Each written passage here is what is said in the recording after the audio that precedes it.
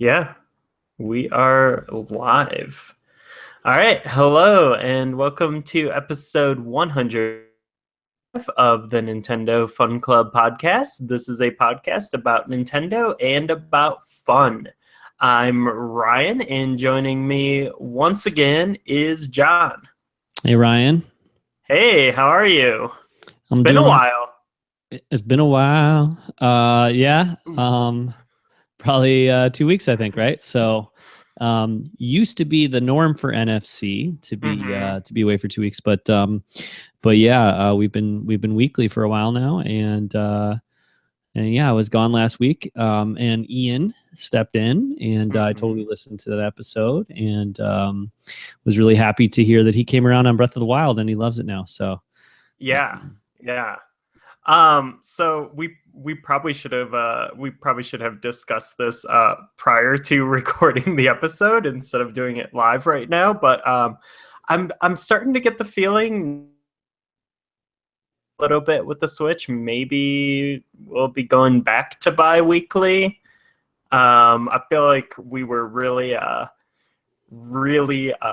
stretching for news uh, this week, and there was no news last week, and got a few games to talk about. But I'm feeling like getting back into that bi-weekly vibe is going to be something that happens here for a little bit until E3. okay, sure. I mean, how are you feeling about that? I think we could do that. I also think that you are really putting out a lot of that content for the Nintendo Fun Club YouTube channel. So even if we're Yeah, not doing a kind of normal standard episode, there's still a lot being posted by you primarily. You have to sort of float that boat, carry that burden, do that work. You know what I mean? yeah. Because I No, don't have yeah. the I device, mean, but the YouTube stuff has been interesting and fun. It's been kind of my first time with Let's Plays and all that.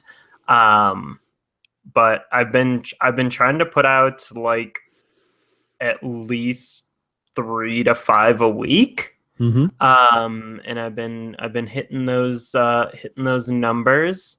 Um, Quantity over quality right now, I'd say. But yeah, I've been doing Nintendo stuff under the Try My Darling banner. Um, and then kind of experimenting with some of my other interests, like, PS1 games under the Enos Lives banner. And then I've been trying to do a weekly Sega thing, which will definitely keep happening. Sunday Sega Fun Day, what I'm calling it. And I've already recorded my episode for this week, so yeah, that should be dropping tomorrow. Though that's one thing I think I can promise is a fun Sega video every Sunday. I think on the Sabbath, um, you know, going to Sega church. okay. Hopefully, yeah. That sounds fun. Cool. Yeah. Um, and on the topic of recording, weekly versus bi-weekly, I will not be available next weekend. So, um, you'd have to sub somebody in for me if you wanted to do weekly next week. Oh yeah, because you're going to be celebrating the wars. Star Wars Celebration Orlando, hashtag SWCO. I will be there next weekend, so it would be tough to pull off a Nintendo Fun Club for me next weekend. Yeah, yeah. So I think for the time being, we will probably be going bi-weekly from here on out. But that's definitely subject to change if there's stuff to talk about. Obviously, like if a direct drops or whatever, we will drop everything directly Mm-hmm. if need be. So. Cool. Well, let's go ahead. I mean, again, like there's not really much news as far as, stuff that we're into talking about. So, but John, you selected a story that caught your eye.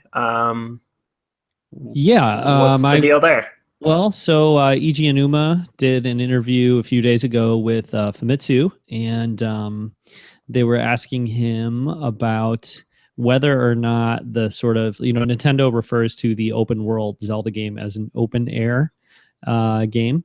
Mhm. So I guess that's just kind of their spin on it, or whatever. But this new Zelda game, Breath of the Wild, is very different from previous Zelda games and how open it is, and the fact that you start out and you can go in any direction you want. You can really climb anything. You can go anywhere. To a large extent. So they refer to that as an open air game. And Famitsu asked him, "What are future Zelda games? I guess specifically, they asked, what's the next Zelda game going to look like? Now that you've done this open air game." And apparently, Aonuma said, "I think that in the future, open air games will be the standard for Zelda." So I thought that was significant because I think we've even discussed a little bit or mentioned like, hey, now that Breath of the Wild has come out and really kind of like, you know, blown the walls off of what a 3D, modern Zelda game is, what happens next? Do you go back to, um, a formula that worked before? Do you try to repeat what Breath of the Wild has done? And I don't think that Aonuma was going so far as to say that the plan is to repeat what Breath of the Wild has done, but the plan going forward in the near future, it sounds like, is to continue this open air concept. So I don't know if that applies mostly to 3D Zelda games, if open air is just like a design directive that they want to stick with. So like even if they were doing a 2D Zelda, would it be a quote unquote open air Hmm. game? I don't know. But personally, I think it's encouraging to hear him say that open air is like the direction for the future. Yeah. I mean, I think it would be a shame if this extremely well regarded game was like an evolutionary dead end for the series. If it was like, oh well, that was a neat side project, neat experiment. Okay, well let's go back to the Link to the Past formula now. Um, yeah, I mean, I think that there's Breath of the Wild is a near perfect game, in my opinion. It is not a perfect game. I think there are some tweaks they could do in a sequel and improve the incredibly strong foundation that they already have with Breath of the Wild. I mean, I hope that the next 3D Switch Zelda game is an evolution of what they've established with Breath of the Wild. Well, what do you think that? I mean, I agree for the most part, but what do you think that Nintendo means exactly by an open air game? Because Breath of the Wild, it's like you said that you would not want to see it, be an evolutionary dead end. In other words, they should keep moving in the direction they're moving, not go back to something they've done before, which I agree with. I mean, pretty much for the most part, but um, I think my thing when I look at Breath of the Wild, it is so amazing, it's so incredible. But part of what makes it so incredible is like just stepping out into this world and being blown away by the openness of it and how huge it is. And it doesn't, I mean, I'm sure it is repeatable, but like at the same time, I think to myself, when the next Zelda game comes out and it's massive and I can go anywhere I want, um, that won't be the same thing as being able to do that in Breath of the Wild because I've done it. You know what I mean? So it's like I Mhm. guess the what I'm trying to say here is that Breath of the Wild is so incredible. I don't know how you top that. I don't know, where do you go Mhm. from Breath of the Wild, because it's, I don't know. You know what I mean? Yeah, yeah, but I mean, again, like going back to the roots of the series, like the roots of Breath of the Wild are in the original Legend of Zelda, in that open-ended nature. There are limitations and roadblocks in the original Legend of Zelda. There's actually more limitations in that than in Breath of the Wild. Yeah. But I think it's just that mentality, like, because the original Legend of Zelda is, it's similar in some ways to Breath of the Wild, but it's also very different. And I mean, again, like, this has been said before, but like, what is the Majora's Mask of Breath of the Wild? Yeah. Like, what do you do when, like, how do you do this in the same way but different? And you know the the folks at Nintendo making Zelda games, they know this better than we do, and they're going to surprise us again, and it's going to be incredible. Yeah, I think so. I think so. But I think that, I guess part of where I'm just a little concerned is not the right word, but part of where I'm not sure what direction they should go in is when I consider the fact that part of what makes Breath of the Wild so amazing is how huge it is.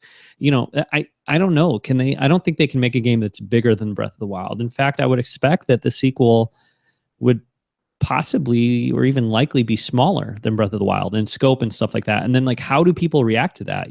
How do you react to, I can go anywhere, I can do everything or anything, yet it's not as huge or massive as the last one? I don't know. It's you just do it differently. Like, there's plenty of open world games that get sequels, and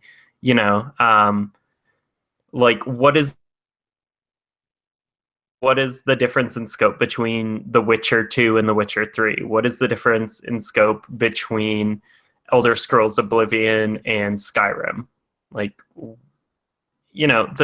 this gets done, and people don't, um you know like, they still stay faithful to these series, and they're not disappointed because those games make it better. And who knows if it's, like, bigger or not, or how do you, like, scope can come about in different ways. Like, it could be in narrative, it could be in character abilities, it could be in dungeons. Like, it doesn't necessarily have to be this, like, ever expanding world for it to be like a quality sequel. Yeah, I don't think that either. I just think that when you create something that, I mean, I haven't played The Witcher 2 or 3 and I haven't played Skyrim, but I don't remember when those games came out, people saying, like, wow, this might be the best game I've ever played, or this is taking one of my favorite series of all times and reinventing it. I guess my point is that Breath of the Wild has made this impact on people that, maybe it's just because I'm in my little Nintendo bubble or whatever, but it just feels like the impact it's made is, I mean, we talked about it the last time we talked about this game on the podcast. This is like a Mario 64 or an Ocarina of Time. You know what I mean? So then, and you mentioned Majora's Mask. What do you do? Because I feel like, what would Nintendo have done? What did Nintendo do with Mario after Mario 64? They did Mario Sunshine, right? And, like, I like Mario Sunshine, but at the same time, it doesn't compare to Mario 64. It doesn't hold a candle to Mario 64. And part of the reason is because you played Mario 64 and you were just blown away. I mean, you were shocked. Right. You couldn't believe what you had just played. And where do you go from there is a difficult thing to do. Mario 64 is kind of like, Mario Sunshine is sort of like, in a lot of ways it's similar to Mario 64, but now you've got this, like, water pack. Well, that doesn't really, I don't know. I mean, I guess you could look at Galaxy and Galaxy 2 and say, like, Galaxy 2 is... It may take them a couple games to get there. Like, yeah. I mean, what did the Beach Boys do after Pet Sounds? I don't know. I don't really like the Beach Boys that much. So, okay. But I mean, it's one of those things. Like, when you, like, completely reinvent a medium, then sometimes you have to just go in a different direction, and it's not going to be the same thing. It's not. I mean, you can't just. like they can't reinvent video games with every sequel. Right. And that's why I'm saying like a Majora's Mask type experience um, would be really cool. Well, But okay. I think that's still going to be like open world, open air Yeah. uh, style. Well, I think that's part of the reason I asked is because, well, I mean, like, just real quickly on that last comment, or one of the last comments you had made, is that I feel like there's a really strong chance that the sequel or the next Zelda game will be incredible, but still kind of a disappointment to people because Hmm. it seems like a really tall order to follow up Breath of the Wild, no matter how great the sequel is, or how great the next game is.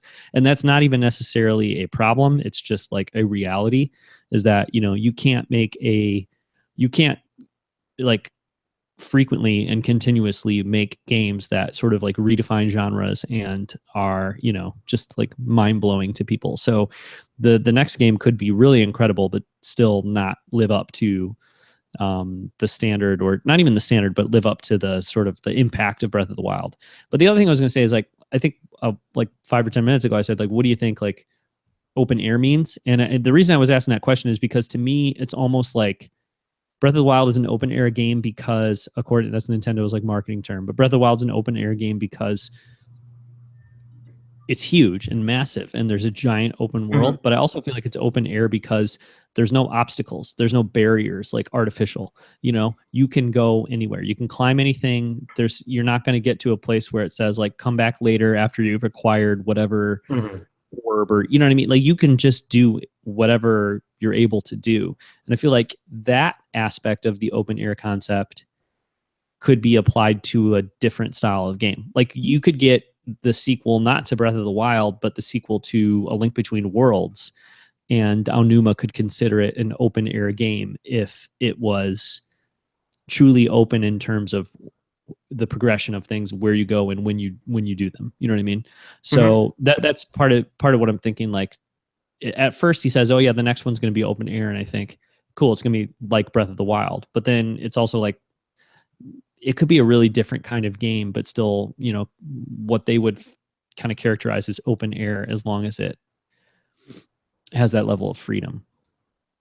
Yeah, So and I think that could manifest in a lot of different ways. I think looking at the progression from Link Between Worlds to Breath of the Wild, and like that being an evolutionary step. Like, I mean, we're seeing this mode of thinking in a lot of different ways, yeah, and I think the next way will surprise us. I mean, it will be difficult to have the same impact that Breath of the Wild has had, but not, I mean, not every Zelda game is The Legend of Zelda or Ocarina of Time or Breath of the Wild. yeah, Like, yeah. The other thing I was going to mention too, which I think that you'll respond to because of your feelings about this game. But I was listening to I think it was back in my play a couple weeks ago, and they were talking about Kevin Larrabee, the host, was saying like that when Zelda 2 came out, it was a totally different kind of game. And the original Legend of Zelda is like one of the most amazing games. And, he referred to Zelda 2 and then Simon's Quest as both like failed experiments. And, mhm. like kind of like, oh, that wasn't, and Mm. me, I know that you love Zelda 2. I think Zelda 2 is really cool, but it's never quite like I've never really gotten too far into it or really gotten into it. But Mm. Simon's Quest, when we did our Simon's Quest episode, Mhm. I came away from my playthrough of that game saying it may be my favorite Castlevania. I think it's great.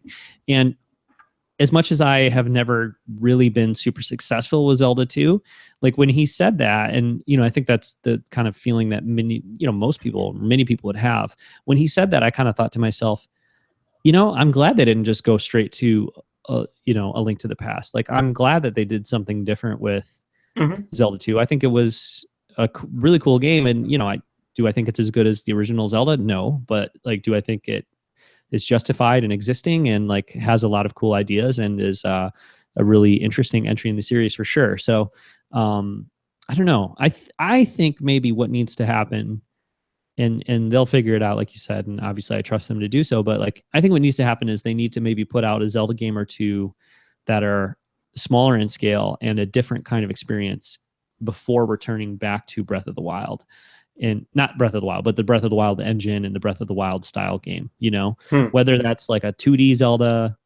I don't know what it would be, but I feel like if they just do Breath of the Wild Part 2 next, um, I don't know. I'd like to see something a little more, even if it was like a Zelda, like Mario Maker, like a Zelda Maker type game, or if it was, Oh, so like a total shift in like genre. yeah, kind of, yeah. I mean, I don't really want another like Muso game necessarily, but like, you know, yeah, something. I don't want like a Zelda fighting game, but You say you don't want that, but you don't know until it actually happens. yeah, You well, yeah. might actually secretly want a Zelda fighting game. Maybe I do. Maybe I do. But yeah, Yeah. I would not hate to see them do something that just totally is out of left field and shocks people before returning to the Breath of the Wild, because it might be good to have a little change of pace, Hmm. you know, before coming back. And you know, I wouldn't mind if it was years and years, like 3-4 years before we get something, you know, big. Like it would probably have to be, I guess, before we get something big like Breath of the Wild. But Yeah.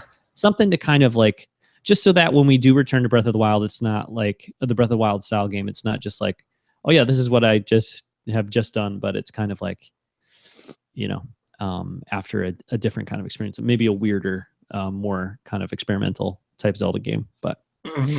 Yeah. I anyway, mean, yeah. First of all, Zelda 2 rules.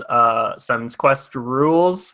Um, I would actually love to see them return to the Zelda 2 template, like a side scrolling um, action RPG platformer. I think like now is as good of time as any to like revisit that concept. I think that would be really, really cool if yeah, they tried something like that. I that mean, would. even as like a small like downloadable experience on Switch. I think that would be amazing, and I think that that could still retain that open air concept too. You know what I mean?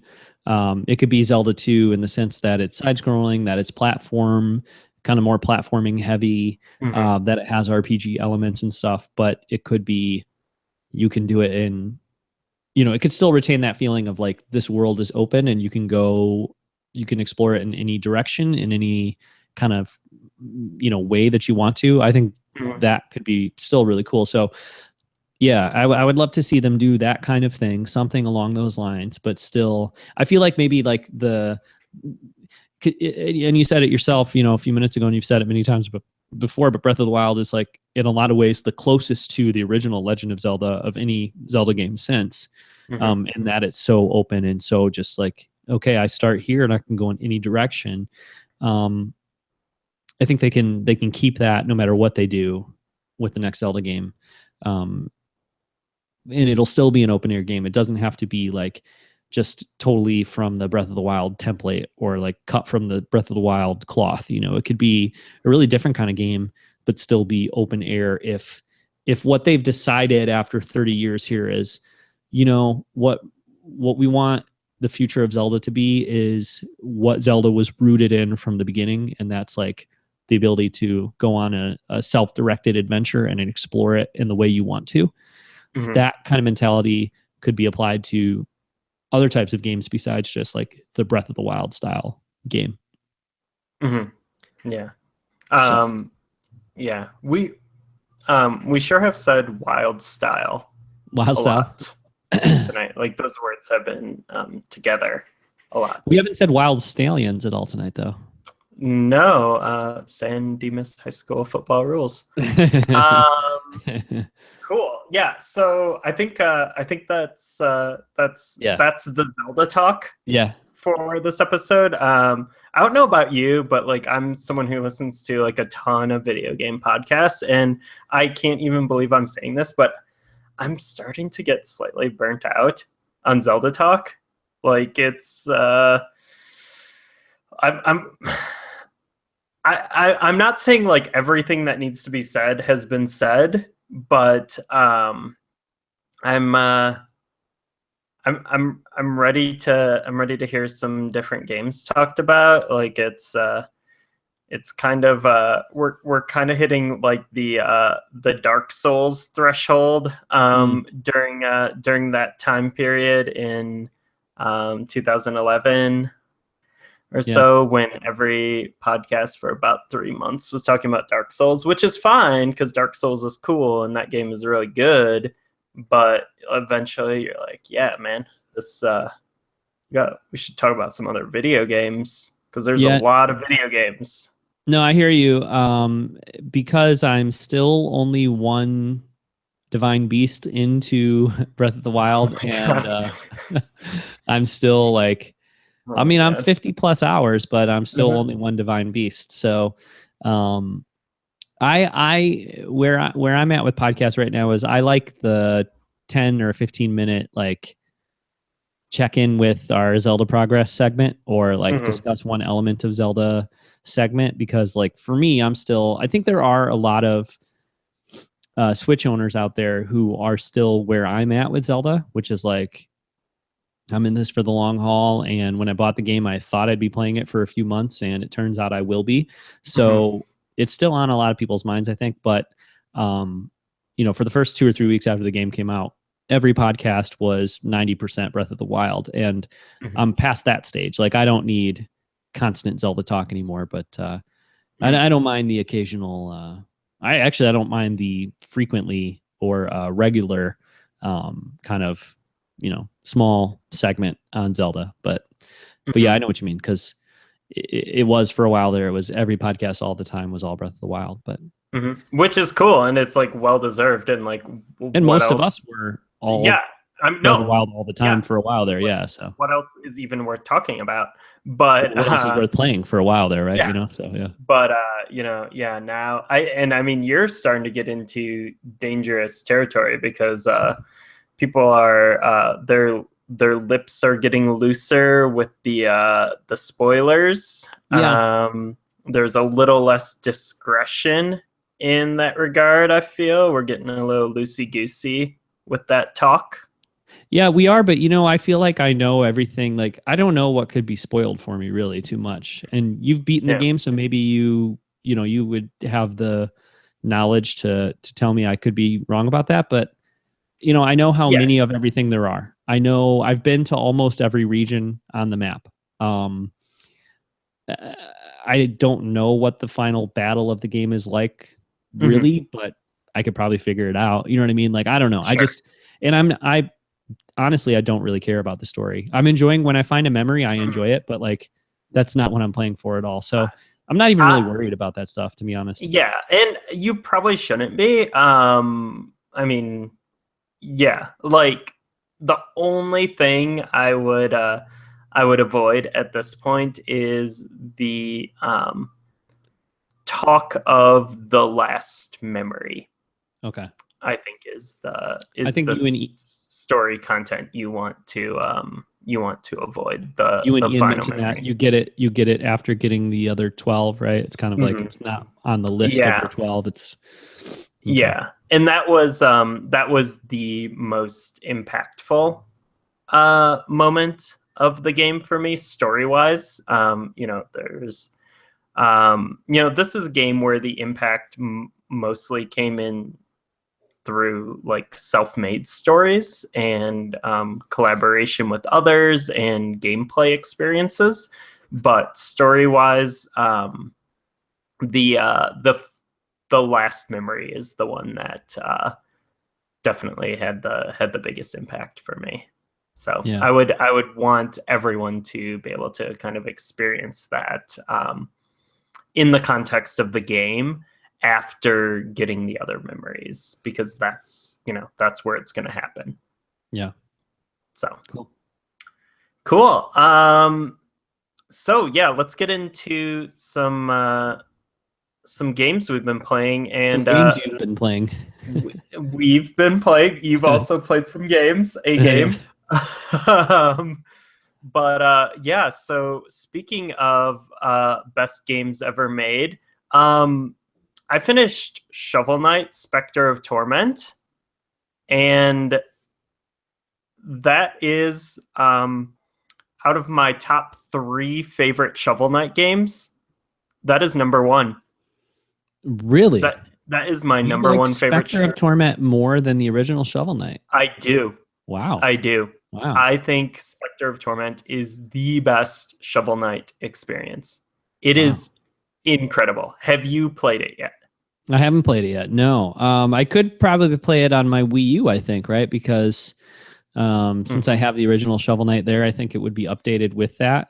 I think that update is coming very soon if it Oh, okay. hasn't just come soon. Well, I'm gonna I play know it. like there was Switch exclusivity for a while for Okay. Spectre of Torment. I think that may have been like 1 month, so that's probably expired now. Hmm. Um, I'm gonna play it and on the Switch anyway. I mean, like I fully plan on buying Shovel Knight again, mhm, and the full package and playing it on the Switch. Um, I'm not really interested in going back and doing it on the Wii U, and mhm.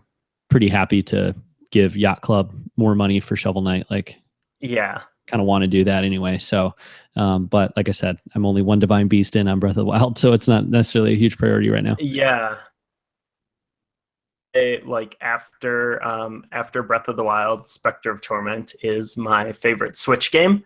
Wow. It is my favorite Shovel Knight game. It is going to probably end up being in my top 5 games of the year. Mm-hmm. I was blown away by it, and I think maybe, I mean, there's always like the issue of expectations when it comes to this stuff, and I didn't, as we talked about on this podcast, like I didn't really jive with the Plague Knight content in Shovel Knight, but like the second I picked up the controller with Spectre of Torment, I was just it just felt right to me. It felt perfect, and I was like, yeah, this. I mean, like it feels like a Shovel Knight sequel, even though it's not as long, but it feels like a for me like a perfect evolution of that gameplay. Okay, because for me, when I played Plague Knight, like I was like, this doesn't feel good. Like it's a weird Mhm, control method, and it's just not. I don't know. It's like I want like a straightforward, kind of platform action game. I mhm, don't want this like bouncing around off of bombs, like weird, complicated control method. mhm. Um, so I guess that's kind of my question with Spectre. What I'm sorry, what's it called? Right. Mhm, Well, like it feels as good because you're saying you like it better than the original Shovel Knight, so it mhm, must feel as good, like feel as natural and feel as good to control the character as it did mhm, the original Shovel Knight. Because after playing Plague Knight, I was just like, I don't know if I'm excited about these expansions because the original formula is kind of like what I wanted, and then they're going to come up with like new weird kind of play methods, and I just kind of like the mhm. original thing. So, and I know Plague of Shadows like has its fans, and I'm definitely looking forward to revisiting that game with an open mind, which I feel like I need to do. Um, but okay, so so think of the original Shovel Knight as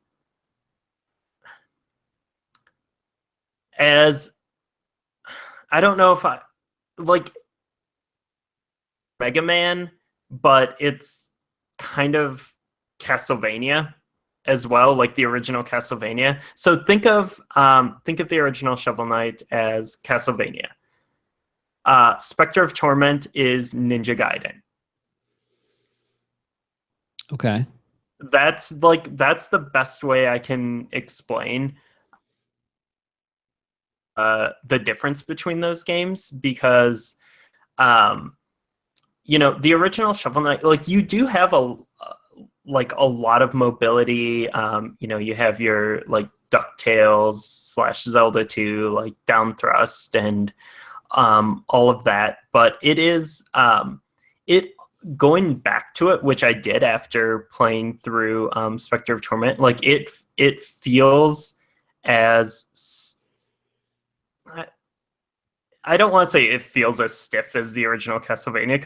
It doesn't, but it is that kind of feeling compared to the um, agility, I guess, of Specter of Torment. Because in Specter of Torment, you are, doing like wall jumps and, um, like cool double jump type things that you just feel cool playing it, and it's that same sort of feeling that I remember getting the first time I NES.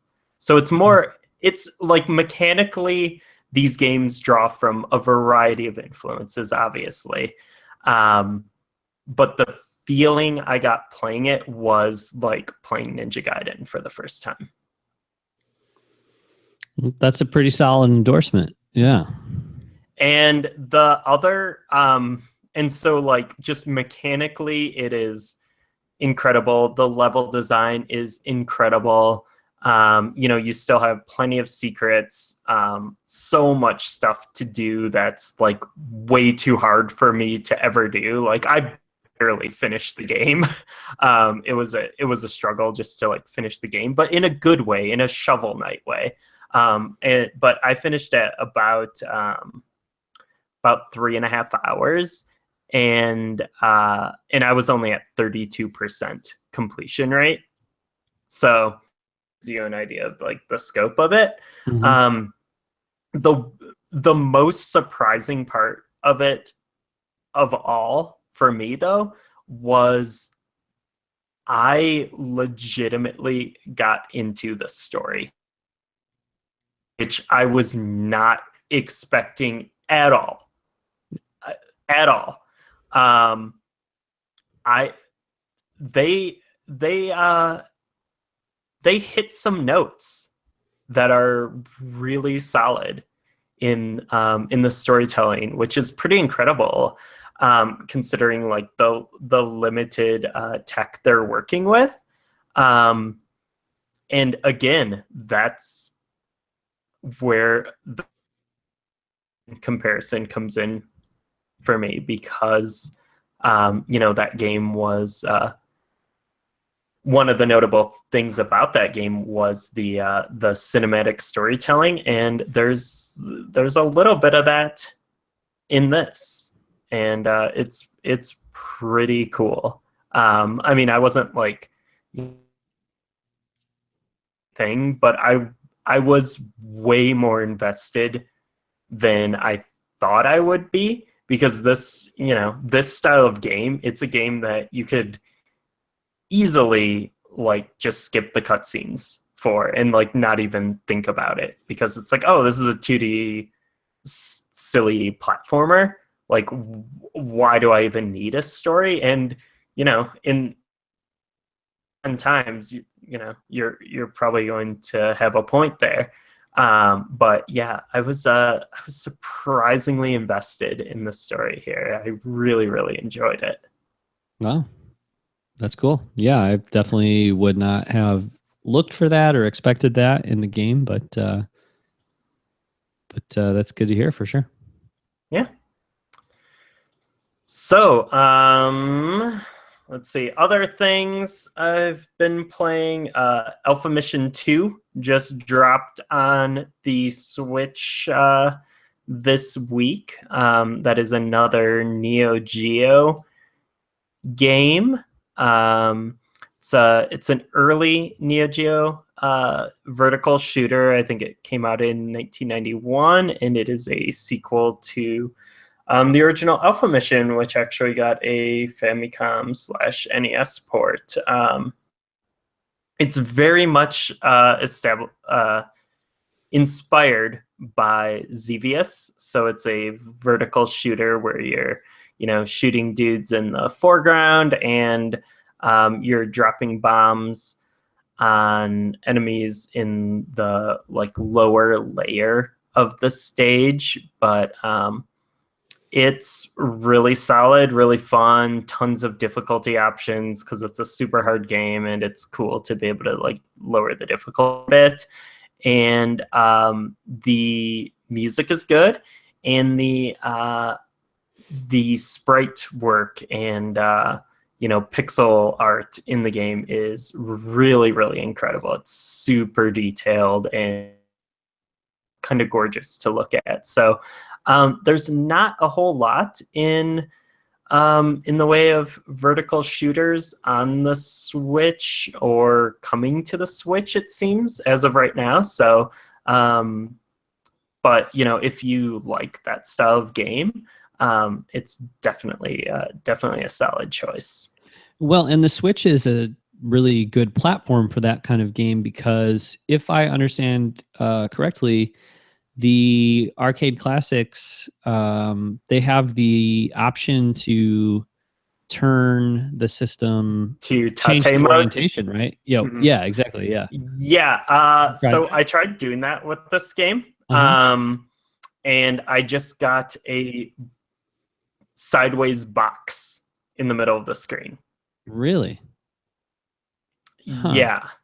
I was on. So I know that's the case with some games, and like Neo Turf Masters, for example, you can switch to Tate mode and it works fine, I believe. I haven't tried it yet, but I did. Um, and I have my Switch right here. While we're talking, I will try it again, Okay. and then I will show you kind of um, what I get when I do that. Well, let's talk about Neo Turf Masters for a second then, because I'm always down. yeah. Okay. First off, I was talking to my son Owen the other day, and somebody else about the Switch, and he's like, "Honestly, Dad, I think you probably played Neo Turf Masters more than Breath of the Wild." And I was like, "Well, that's not true because I have over 50 hours in Breath of the Wild, and I have like a couple in Neo Turf Masters."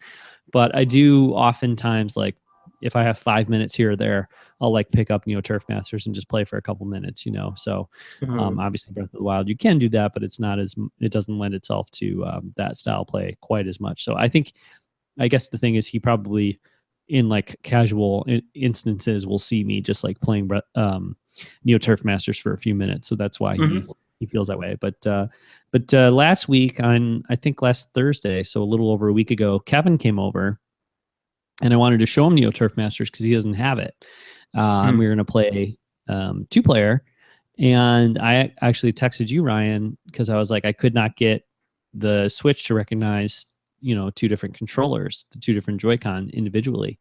I just wanted to recognize them as like, one unit.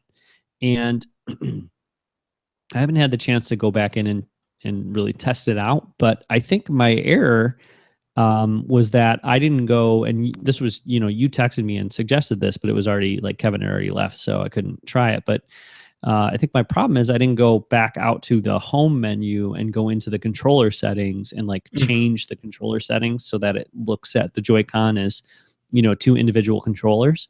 And the reason I didn't do that is because like on, for instance, Fast RMX, when you start the game up, you sort of click the SR and SL buttons to tell the game, what style you're using the Joy-Con in. Are you using the Joy-Con as like in the Joy-Con grip as like one controller, or are you holding them sideways and using them as individual controllers? And so it seems like a lot of games on Switch, when you start the games up and you're going to hit start, to get into a menu or start the game, it asks you to do that. It kind of says like, you can use the Joy-Con this way as one controller, or you can turn them sideways and use them this way as individual controllers.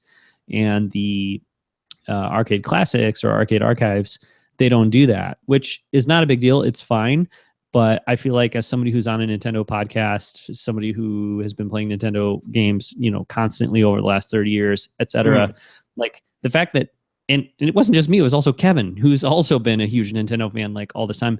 The fact that we both sat there for 20 minutes trying to figure out how do we play this game with two Joy-Con independently, and like it didn't occur to us, kind of tells me that I just feel like they need to do maybe a little better job of explaining that. Either just in a game like Neo Turf Masters have like a little pop up that says like, if you want to use two Joy-Con, go back out to the menu, or maybe marketing wise, Nintendo needs to explain that a little better, or just something. But like, I don't know. It's fine because now that I know, but it just seems like if I don't know, most of the Switch audience probably won't know. You know what I mean? So. Yeah, I mean, because Lindsay and I did play some Neo Turf Masters in tabletop mode, and I don't know why, but it felt like an obvious thing for me to pop into that menu, and I don't know if that was like because subconsciously I'd heard it like talked about on a podcast, or I'd seen it in a video, or who knows why, but yeah. Well, I think you're better educated than me. Like when you were growing up and stuff, like you went to better schools. No, you have a master's. Like I just have a bachelor's. No, you have a master's too. You got a master's from Rockford University. No, I didn't. I just got a teaching when you got your teaching degree, I think you got a master's. Yeah, it's not a master's now. Yeah, so you're actually better educated than me. But I mean, your pedigree, like growing up and stuff, like better schools. Like you went to the same high school as Danica Patrick, so. Danica Patrick. Yeah. Anyway, well, okay, so it's cool. So I mean, but like Metal Sonic. Yeah. But so it's Ooh la la. Danica Patrick. It's cool though. It's like it's good that I know now, and I don't think it's any big deal, but it's just it was surprising to me because once I saw that text from you, I was like, oh duh. Like it just made so much sense. But it was one of those things too where it's like, I don't know. Yeah, they should have a pop-up. Like as soon as you slide those off, something should pop up and say, okay, if you want to play this, press the home button. It would be nice, but then again, I guess you risk to like the whole like Navi in Zelda thing where it's like, God, will you please shut up? Or like before when every time you got a red rupee, it had to tell you like, here's the message. Yeah, like, we're not talking about Zelda anymore. We already talked about those. Okay, fine. But I'm just saying like once. No, do it once. Do it once and then one and done. Yeah.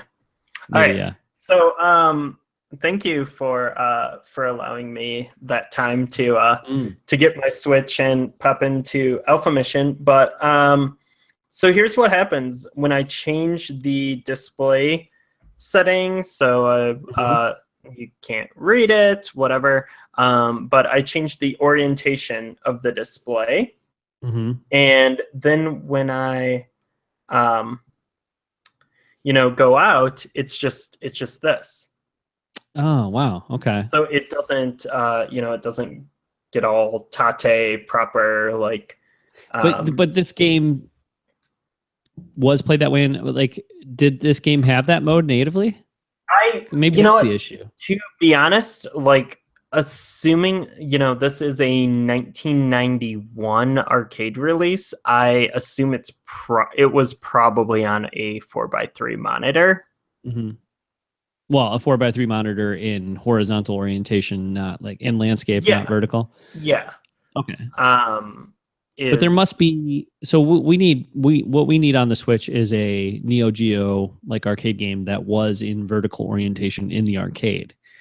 Because then I would hope it would work, Yeah, which I can't really think of any off the top of my head, because most of the time when you see a Neo Geo arcade cabinet, it's like the 4-in-1 MVS or whatever.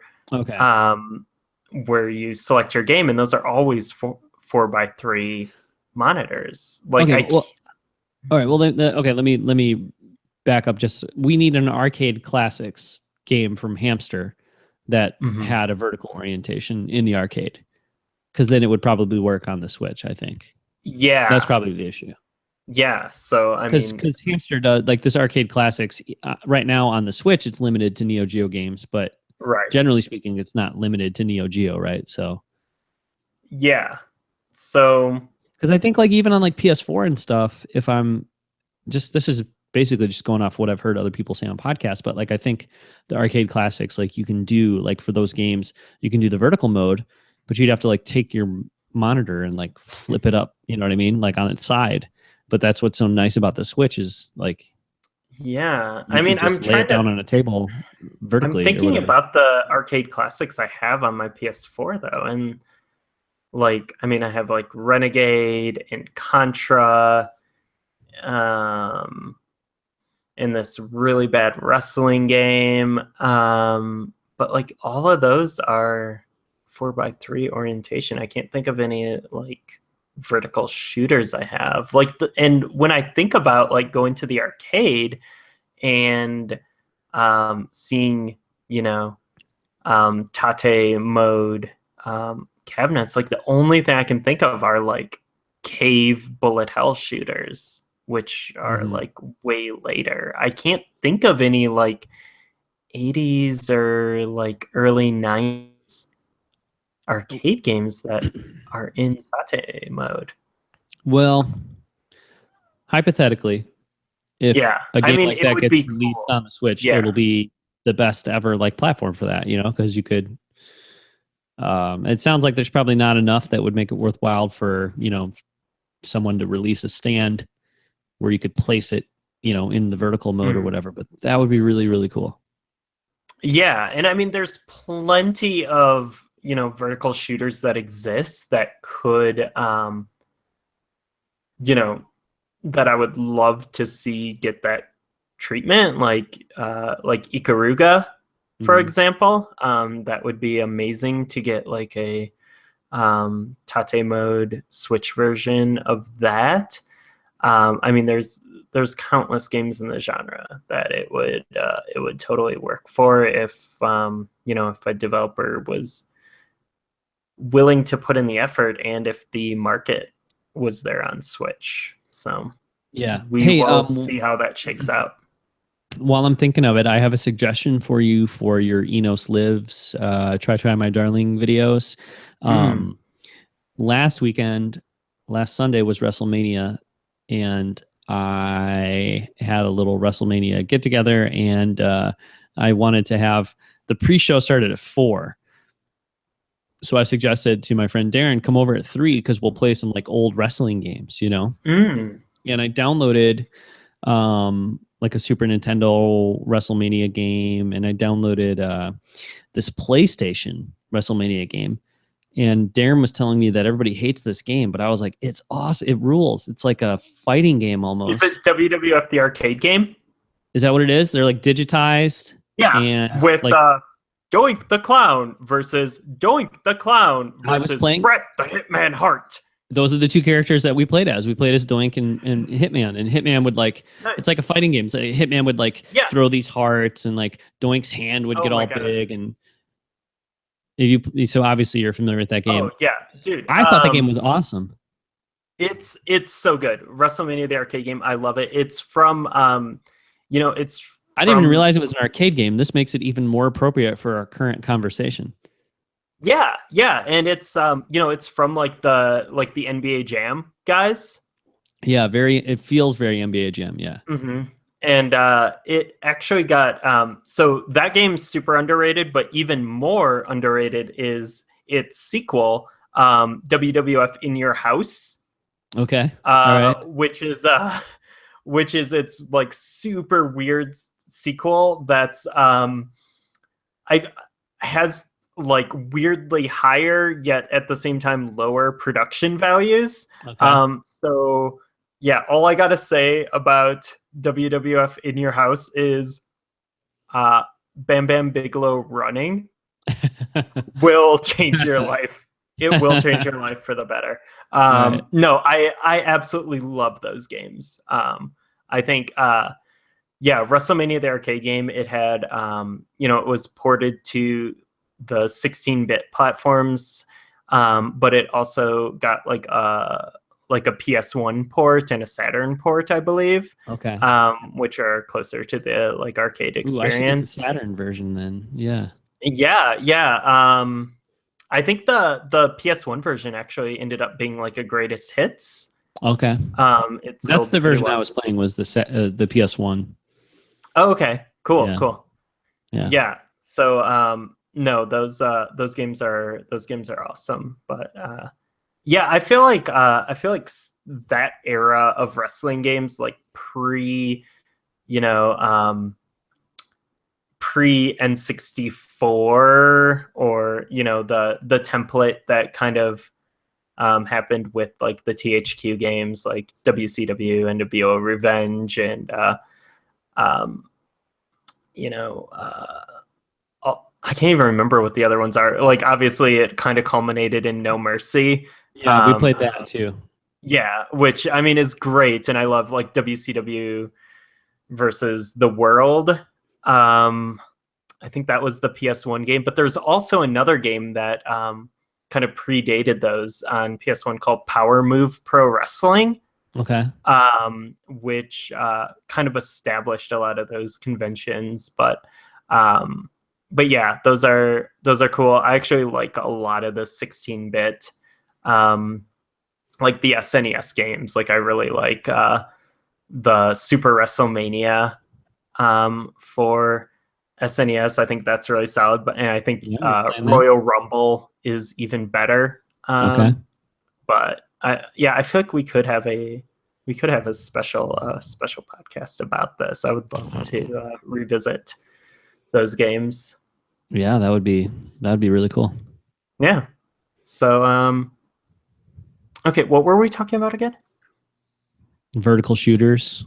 I think we had kind of wrapped up that element of our broadcast here. So we can move on to other games we've been playing, I think.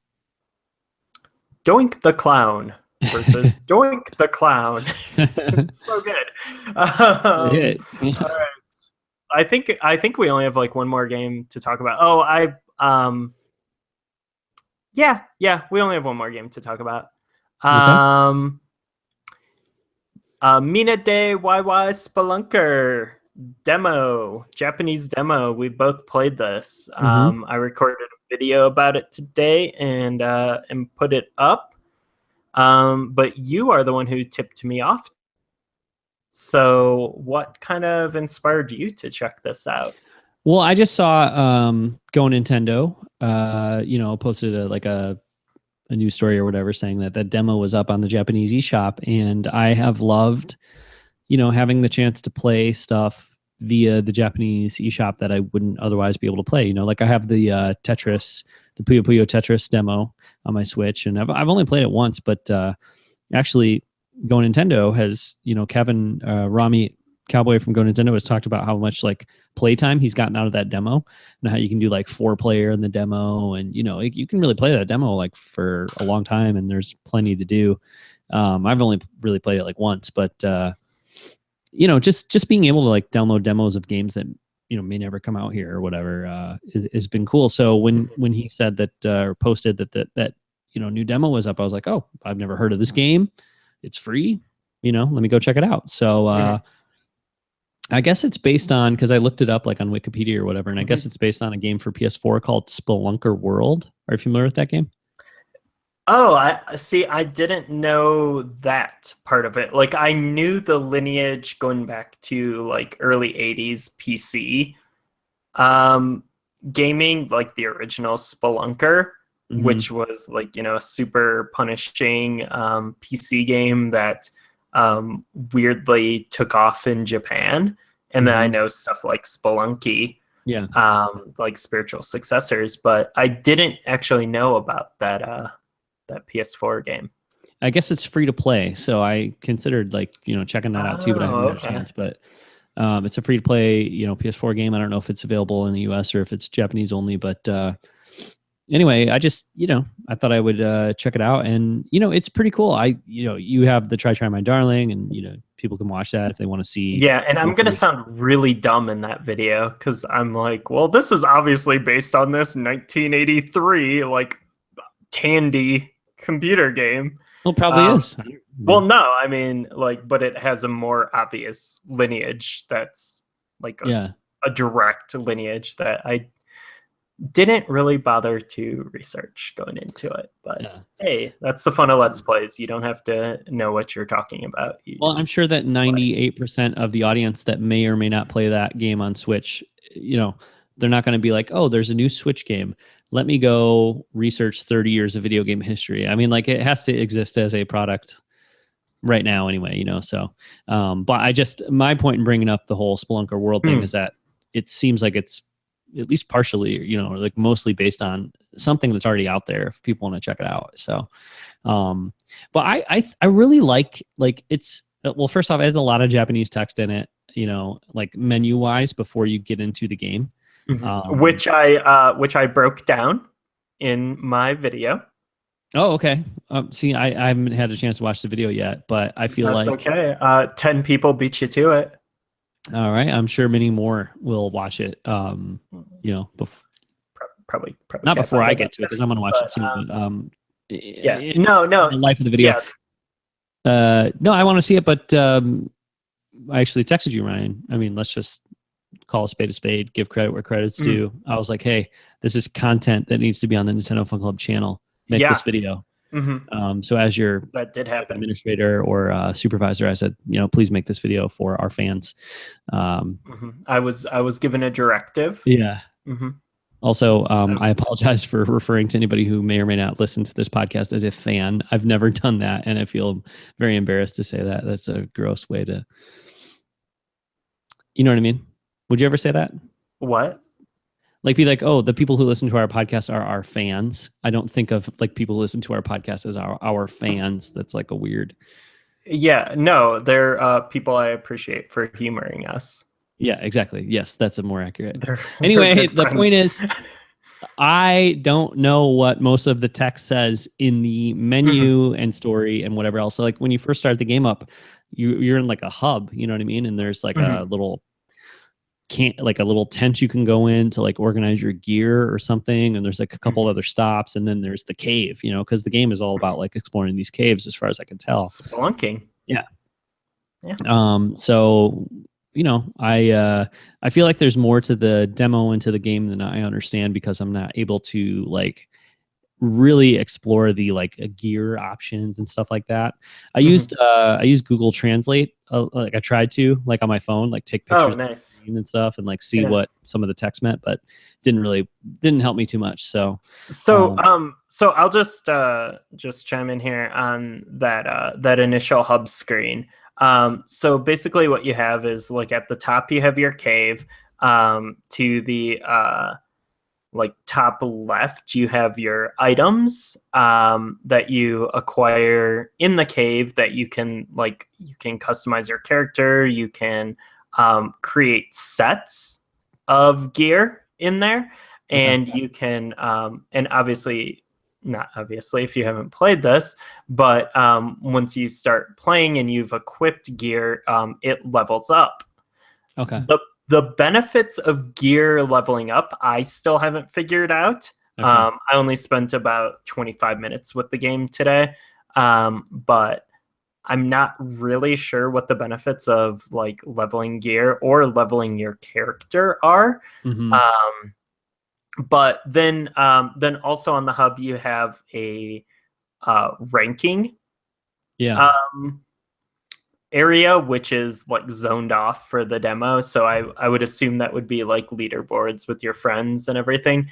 And then the lower area is just options for the game. Cool. So. Well, yeah, and I would think that so you go into the cave, you start exploring, you climb on like you go through like climb up and down vines to get to lower areas, and you know jump over like crevices and stuff like that. And first off, I think I actually really like the way the game looks. Like I think the lighting is really nice, and it's got this like chibi kind of look to it or whatever, but it's pretty pleasant. Did like the character designs like seem familiar to you in a way? No, not really. Really? Did they look unique to you? No. But they just when I say they didn't look familiar to me, I mean like it didn't look like from a property I would recognize. It looked like a certain like genre or style of like art, you know. So yeah. What is it from? No, it's definitely an aesthetic. No, it's not from anything. Oh, okay. Yeah, I mean it looks familiar in terms of like I've seen that look. Yeah. Yeah. What it reminded me of was, I think it was from Hudson Soft, Oh yeah. during the Wii era. They Okay. made like these mini game sports collections, like Wii Ski Yes. Yep. Yep. Yep. and Yep. Yep. I remember that. like to me it was like a cross between those and like the Xbox 360 avatars in a way for the character designs. Okay. One of those is a positive comparison, and one is not. But They're fine. We love Rare on this podcast. no, um no, we do, yep. no, we don't. I do. Yeah, You'll come around. Rare's great, but Dixie Kong. Um, Funky Kong. no, I would say though that just before you go any further, I would say that actually, as I was playing, I did think to myself like, this is what like like a 3D like modern update of like an adventure island kind of like Mm. looking game could feel Mm. like, because adventure island is like, it's very colorful and it's very innocent looking, you know what I mean? And I feel Mhm. like that's what this looks like too. It's like And very, also super punishing and hates you. yeah, but see, like this game, it's weird because I feel like from what I played in the demo, I would not refer to it as punishing. I would refer to it as like a sort of like an odd and kind of like head scratching kind of difficulty, because it's like, oh well, I climbed a vine up to like a higher portion of the cave, and now I'm going to jump what appears to be like 3 feet off of the vine onto like the platform that I want to get onto, or the section of the Uh-huh. cave I want to get onto. But because I jumped from 3 feet instead of 2.7 feet, I died when I landed. Mhm. Like, he didn't even Yep. fall far. I mean, it looked like a standard jump, and yet it killed me. So, I mean, I guess that's punishing, but like to me, it's just like uh, that part of the gameplay I don't love, because, I feel like where like I just want to climb the vine and then jump onto the platform and be able to do that quickly Mhm. and like, without having to worry about like the intricacies of it. Like, instead, I have to like stop on the vine and say to myself, am I ridiculously close to this platform, or am I just a normal distance from it? Because if I'm not ridiculously close, it might kill me when I land on it. Um, Mhm. I didn't understand that design Yeah. choice. I thought it was very strange. But then So that might be an opportunity where the gear comes in, right? Because like maybe with better gear, that super annoying, weird kind of like, don't jump from a normal distance, like maybe that goes away. that's a really good point. Yeah. So I brought this up in the video I recorded, but like I've never really liked the Spelunker games and the games kind of inspired by them because of the they kind of break uh, they break the rules of like what was established in platformers by like Super Mario Brothers. Mm-hmm. Kind of like Super Mario Brothers, you jump from wherever you land. The challenge comes in different ways. But then the comparison I made when I was playing it, that I felt as I was playing it, was like Donkey Kong and Donkey Kong Jr. specifically. Whereas in those games, specifically Donkey Kong Jr., it has that same sort of like obtuse rules around jumping and landing, like what you'll be fine with slash what will kill you. Um, and it's kind of like you said, it's usually like a matter of like, on a game screen, it's like centimeters or inches, like, Mm-hmm. and sometimes it's hard to tell because like I definitely died because of that as well. But um, I I feel like because at first, like I was like, I don't like this. Like I don't like these arbitrary, you know, jumping restrictions here. Like this is not fun or enjoyable. But after playing for a little while and just finally being like, okay, whatever, game, I will follow your stupid jumping rules and I'll just be super conservative with my jumping. After I kind of put myself in that mentality, then I was able to progress pretty quickly. And because I spent like, you know, of the probably, between recording the video and playing independently prior to that, I probably played the game like 40 minutes. And 20 minutes were me trying to finish level 1-1. Yep. And That's then exactly my the experience too. rest of the time, I just like blew through the Yep. rest of the Yeah, yeah. stages. It just takes getting used to. You're used to being able to play through that kind of game more quickly, more fluidly. Mhm. And I feel like the gameplay style you have to adapt to for this game is a little more slow, a little more deliberate's not the right word, because you can be very like if I play Mega Man or whatever, with like challenge, or even Mario, like it's not that I'm not deliberate, it's just that I don't feel like I have to stop before every jump and consider the distance, or I don't have to like you just have to like stop and start a lot more in this and take things a little more slowly. But I do agree that like it felt fine once you realize like, oh, I don't play this quite like Mario. I don't play this quite like, Mhm. Mega Man or whatever. Once you got used to that, it was a lot better, and it was pretty solid. So um between maybe gear upgrades, kind of helping with that, and then just like getting used to it, I feel like it would be potentially pretty solid after that. But yeah, like as soon as you started to describe that experience, I was like, that was exactly what it was for me too. I spent way Nice. more time in 1-1 than I did the other levels, just because Yeah. you didn't it doesn't play, like you said, by the rules that you expect a platformer to play by. hmm Yeah. So something I was kind of having trouble with was, this game has not, as far as I know, been announced for localization. Mm-hmm. Um, it's releasing in Japan on April 20th, and it is 4,800 yen. So it's about $45. Wow. So my question to you, and this is what I kind of couldn't quantify when I was playing it, like if like first of all, do you think this game will be localized here? And if it is, like what is, just judging by what you've played of the demo and like what you can kind of envision the scope of the game to be, what do you think would be your like price threshold? I could see myself paying $20 for it, maybe.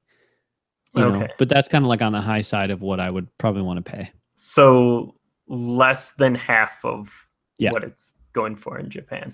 And that's really interesting that you say it's like, maybe $45 or whatever in Japan, because like I said, I think it's based on a PS4 free to play game. Mhm. So the idea that they're going to turn around then and charge that for the Switch version seems Yeah, strange. but free to play, the value proposition there is, it can be very different because you take a game like Voez, which is $25 on the Switch eShop, but if you were to, it's also a free to play game on mobile, but if you were to buy all the content that's in the Switch version, it would, I think it's like someone figured out it would be like $85 or something if you Mm-hmm. were going the free to play route. Um, so I mean, you never know with free to play stuff, how that cost breakdown works. So I mean, it could be, if you bought the same amount of content in the PS4 version or whatever, it would be, it could be like $13 or something, or it could be 150. Yeah, I mean, I guess it depends on how the free to play model works in the PS4 version. Is it like, Hmm. but I didn't get the impression it was free to start like how Nintendo does, like with Mario Run. Like, well, it's free to Mm. start, but then if you want to get the rest of the content, you have to spend this much money. I assumed it was more like, for either extra lives or for gear upgrades or whatever. You could spend the money, or if you just wait until tomorrow, you can come back and do the next level. I don't know. I'd have to look that up and Yeah, kind I of mean, who do it. But knows? but to me, like if it's like it's free to play on PS4, it's like they thought to themselves, well, we're not going to get people to plunk down $50 for this game like right away. We're going to hook them with a free game and then hopefully get them to like spend money after the fact. So it's just I mean, I guess I'd have to check out the PS4 game and see how much this game is really based on. Like, is it the same game? Is it share some similarities? Is it totally different? Because if it is a largely similar game, it's just curious that they would say on the PS4 the best approach is free to play, but on the Switch the best approach is Mm. give me $45 for what feels like, to me, I think a small, low priced indie type game. Yeah, yeah. So we'll see. And I mean, maybe that's part of the struggle they're having, that hasn't been announced for localization yet, because they're trying to uh, rectify some of those issues and figure out the best approach. But um, overall, like I definitely didn't love the game Mm-hmm. for the first probably 15 minutes or so that I played it. Um, but by the end of it, I was actually getting pretty into it. So it is a game I'm interested in. It's not one I'm like super clamoring for, but if it did release here at the right time at the right price, I would probably be inclined to grab it. Yeah. Um, I think I still have a little bit of gameplay left in the demo, but it to me it's interesting. It's something I would like to play more of. Um, it's something I would pay for, but I also didn't walk away from it. Like this is a must purchase. Like I love it so much, but I'd also say the whole conceit, like exploring caves. I don't know. I Mhm. like that. Like there's something about it. Just like even when I was on that hub screen, it was like, okay, well now you need to go into this cave to explore. I was like, yes, I love doing that. Like I don't know. I Hmm. mean, I don't love doing that in real life, but I just like the idea. Like there's something. It reminds me of like the Goonies or something. It reminds me of being a kid and like just the Yeah. idea of like the natural world. There's these labyrinths, like natural labyrinths that you could explore or whatever. That's a compelling concept, I think. So. Yeah. Yeah, if you're into that concept, you should check out a game called The Legend of Zelda Mm-hmm. on the NES, which was designed by the creator Shigeru Miyamoto around his experience and love for spelunking. Yeah, but As even a like in Breath of the Wild, there have been some cool moments like that where it's like you Mhm. happen upon like a natural structure that just seems like, oh well, that's a tree. Oh, okay, actually no, like there's something, you know what I mean, to explore there or Yeah. whatever. There's been stuff like that, but not as much. Like I think that's a something they could push more in a future. I know that you said we're done talking about Zelda for tonight, but Mhm. that is something they could We'll explore more. bookend it. Like when you see like a cool like rock formation, and then if you explore it a little bit or kind of look at it a little more closely, you realize like, oh my god, I can actually like go in that and explore further inside. There is some of that, but and there's at least one really cool, like I just stumbled upon. I was like walking through a field, and then I stumbled upon an area where it was like, oh wow, there's something mystical and really cool about this. And on the one hand, it's just kind of like a natural ecosystem. On the other, it's like really kind of magical and cool, like that sort of thing I love. So I think there Yeah. is definitely more room to do that. As much as Breath of the Wild is about the wild and about the natural world, Mhm. um, I don't think they did as much as they could to sort of take a natural environment and then sort of like twist it into something kind of mystical or, larger than natural life, Um, Yeah, and I think if they took out the shrines mhm. and like reappropriated those into something more natural, Mm, that could be super interesting. that would be cool. Yeah. Yeah. Um, all right. So I guess that wraps up this episode. Um, if you want to check out our blog, you can at nintendofunclubpodcast.com. All of those videos that were mentioned can be found on our YouTube channel, which is just Nintendo Fun Club Podcast. I am on Twitter at Brawn Dwarf, BRAWNDWARF. And what about you, John? I am on Twitter at Arcade Ghost. Cool, cool. So we will most likely be back in 2 weeks unless something goes real weird and we're back sooner, which is also cool, but not very likely. So, all right. Well, thank you a ton for listening, and we will catch you next time. Goodbye. Later.